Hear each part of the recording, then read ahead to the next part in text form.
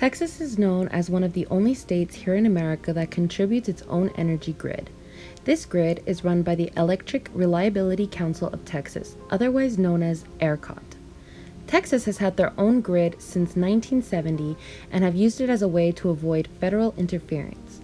Recently, Texas has been regretting this situation after the record-breaking 2021 winter storm, otherwise known as Storm Uri, swept across the state, shut down the grid, and left many of its citizens without power, clean water, food, and heat.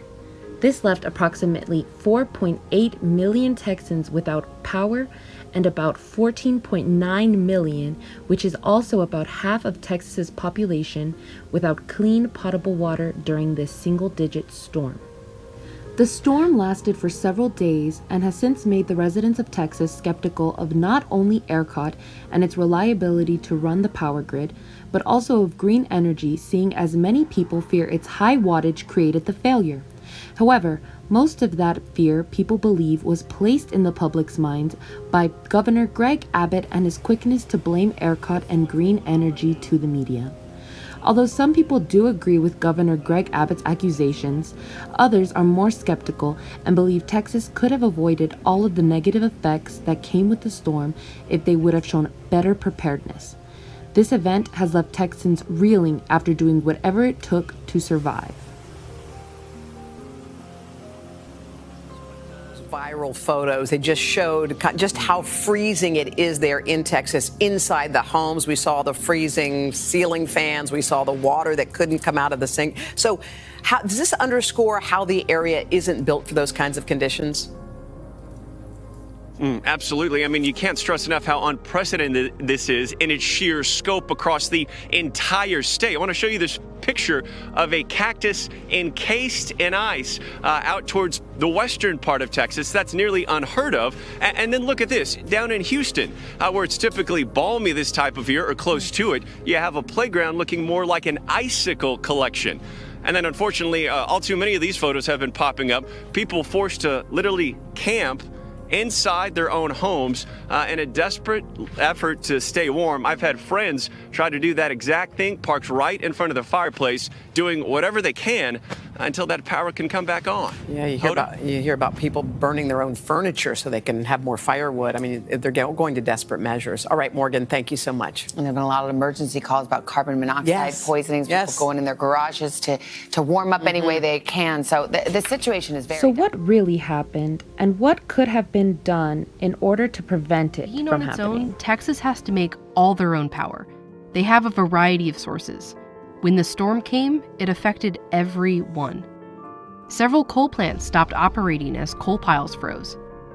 One of 4 Texan nuclear plants went offline.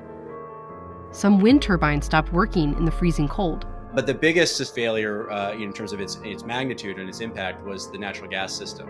Natural gas, which actually contains water vapor, froze in storage wells and pipelines. Every one of these systems failed, in part, and it had nothing to do with the type of energy and everything to do with these companies not being prepared for the cold. Clearly, you can run an energy system in cold temperatures. There are wind turbines operating in Antarctica and gas plants in Alaska and Alberta. So this is not a technology-specific issue. It was more a failure to anticipate that this is something that could even occur in Texas at this, length and severity, and to prepare for extreme cold temperatures. But it should have been anticipated because this has happened in Texas before. In 1989, the same kind of Arctic storm caused natural gas plants to have the same problems, resulting in rolling blackouts. And the same thing again in 2011. And both times, federal commissions recommended utilities ensure reliability in extreme weather conditions, and specifically for the state government to create winterization standards for these energy sources.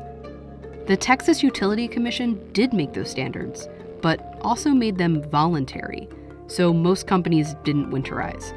Private companies like these don't have an incentive to spend their money preparing for unpredictable and infrequent events without being required to. But this problem is not limited to Texas. Now that we understand what really happened, what can we do to prevent something like this from happening again? Well, according to the Houston Advanced Research Center, otherwise known as HARC, many Texas homes are ill-equipped to cope with freezing conditions and commonly have pipes in exterior walls, attics, or other uninsulated areas of their home, which makes them more vulnerable to freezing. They are also not insulated at all, since Texas is known for its hot and dry climate. If we were to insulate homes and piping, however, it could play an essential role in keeping Texans warm during shelter-in-place orders in times of inclement weather, as well as keeping homes cool during hot summer weather, which is very common around these parts. However, that is not the only step Texas desperately needs to take in order to ensure this never happens again. According to HARC, in order to fully be protected from another event like this, weatherizing all of our power grids would be essential. Although according to a survey taken by the University of Houston, out of the 78% of respondents who support this act of weatherization, only 14% are actually willing to help pay for these measures to be taken. This proves to be a problem because in order to weatherize all of this equipment, the cost could range anywhere from $5 to $20 billion. Although this may seem like an insane amount of money, expert Michael Weber, who is a professor of energy resources at the University of Texas at Austin, said, "We are talking about billions to winterize, but it might help us avoid a $100 billion event every once in a while. So by my math, that seems like it pays for itself." This is why I urge all of you concerned Texans to please visit harcresearch.org immediately to donate and make this necessity a reality. Thank you.